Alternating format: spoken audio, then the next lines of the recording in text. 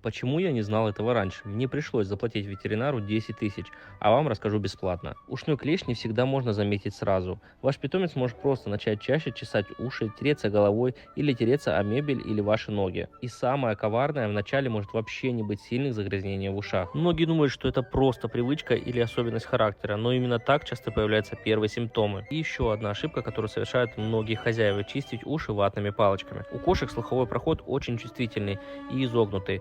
Палочкой легко поцарапать кожу или протолкнуть грязь еще глубже, сделав только хуже. И не думайте, если ваш котик домашний и ему ничего не грозит. Паразитов можно принести домой на обуви, одежде или после контакта с другими животными. Для этого питомцу даже не нужно выходить на улицу. Для профилактического ухода лучше использовать специальные ушные капли. Достаточно закапать средство, аккуратно помассировать основание уха и дать кошке самой потрясти головой. Если бы я знал об этом раньше, то скорее всего не оставил бы у ветеринара 10 тысяч рублей. Артикулы на сертифицированное проверенное средство оставил в описании.